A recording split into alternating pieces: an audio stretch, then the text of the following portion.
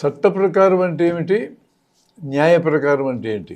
న్యాయం అనే దానికి ఎక్కువ యూనివర్సల్ క్యారెక్టర్ ఉంది. సమాజంలో కలిసి జీవిస్తున్నప్పుడు హక్కులు, విధులు, బాధ్యతలు, కర్తవ్యాలు అనేవి ఉంటాయి.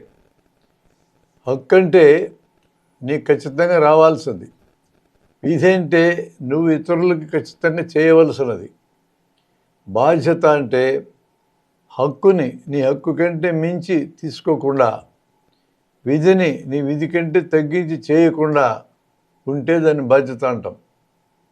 అంటే హక్కుని మించి తీసుకునే ఆలోచన రాకూడదు, తీసుకునే మాట బయటకు రాకూడదు, తీసుకునే పని కూడా చేయకూడదు. విధిని తగ్గించి చేయాలనే ఆలోచన రాకూడదు, తగ్గించి చేయాలనే మాట రాకూడదు, తగ్గించి చేయాలనే ఆచరణ కూడా రాకూడదు. అలా ఉన్నప్పుడు మాత్రమే బాధ్యత అంటాం. కర్తవ్యం అంటే ఖచ్చితంగా చేయాల్సిందేనని విధిని నొక్కి చెప్తే దాని కర్తవ్యం అంటాం.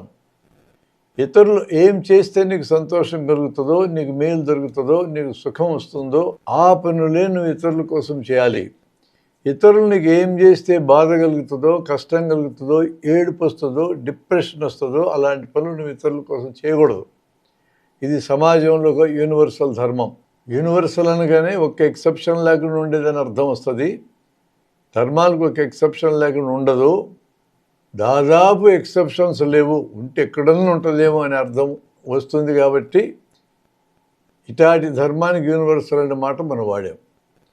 న్యాయం ప్రకారం అన్నప్పుడు ఈ ధర్మం ఆధారంగా ఆలోచించాలి. ప్రపంచంలో వివిధ దేశాల్లో రకరకాల చట్టాలు ఉంటాయి, రాజ్యాంగాలు వేరువేరుగా ఉంటాయి, కొన్ని తేడాలతో ఉంటాయి. అయినా కూడా వీటన్నిటికీ మూలాధారమైన సూత్రం ఇంతకుముందు చెప్పుకున్నదే.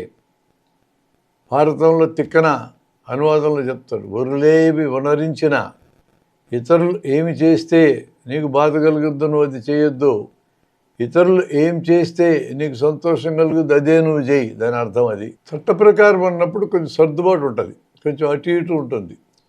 న్యాయ ప్రకారం ఎదుటి వాళ్ళకి బాధ కలిగించకూడదు, కానీ చట్టంలో ఎదుటి వారికి మాటల ద్వారా బాధ కలిగిస్తే శిక్షలే ఉండవు. న్యాయం ప్రకారం అప్పు చేసి ఎగ్గొట్టకూడదు, చట్ట ప్రకారం అప్పు చేసి ఎగ్గొడితే కొంతమందికి శిక్షలు ఉండవు. 3 ఏళ్ళు ప్రామిసరీ బాండ్ పనిచేస్తుంది. 3 ఏళ్ళు దాటే లోపల తిరగ రాసుకుంటే పని చేస్తుంది. మరో 3 ఏళ్ళు తిరగ రాసుకోవడం లేట్ అయిందనుకో చట్ట ప్రకారం ఆ బాండ్ పనిచేయదు. కానీ న్యాయ ప్రకారం ఆ బాండ్ ఉన్నా లేకపోయినా నువ్వు అప్పు తీర్చాలి. తీర్చగలిగే శక్తి లేనప్పుడు విషయం వేరు, శక్తి ఉంటే ఖచ్చితంగా తీర్చాలి. బ్యాంకుల నుంచి లక్షల కోట్లు అప్పులు తీసుకొని ఎగ్గొట్టిన వాళ్ళకి చట్ట ప్రకారం శిక్షలు ఉండవు. వాళ్ళ అప్పులన్నీ బ్యాంకు రికార్డుల్లో తీసేస్తారు. ఎందుకంటే బ్యాంకులు ఎప్పుడు అప్పులు కనపడితే బ్యాంకుల్లో సంవత్సరాంతంలో చేసే లెక్కలు అప్పులు కనపడతా ఉంటాయి, నష్టాలు కనపడతా ఉంటాయి. బ్యాంకుల్లో డబ్బు దాచుకోవాలనుకున్న వాళ్ళకి భయం వేస్తుంది నష్టాలు కనపడితే. నష్టాలు కనపడకుండా ఉండాలంటే ఈ పారు బకాయిలన్నింటినీ పక్కన పెట్టాలి, కనపడనీయకుండా పైన దుప్పటేసి కప్పాలి. అదే కప్పుతున్నారు. అది మళ్ళీ మేము వసూలు చేసుకుంటాను ప్రభుత్వాలు అంటాయిలేండి. 10% వసూలు అవుతుంది, మిగతా 90 ఉష్కాకే. అవి ఏం వసూలుగా సాగు. కానీ మనకు వసూలు అయితే చెప్తా ఉంటారు, లెక్కల్లో కనపడకుండా దాచిపెడతారు. ప్రామిసరీ నోటు రాస్తుంది వాగ్దానం అని అర్థం. వాగ్దానానికి నిలబడాలి న్యాయ ప్రకారం.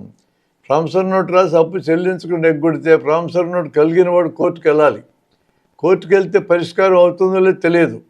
3 సంవత్సరాలు దాటితే ప్రామిసరీ నోటు చెల్లదు. ఇది చట్ట ప్రకారం అన్నమాట. న్యాయం ప్రకారం మాట్లాడితే ప్రామిసరీ నోటు ఉన్నా లేకపోయినా డబ్బు అప్పు ఉన్నట్టే. తెచ్చగలిగిన వాళ్ళు అప్పు తీర్చాల్సిందే.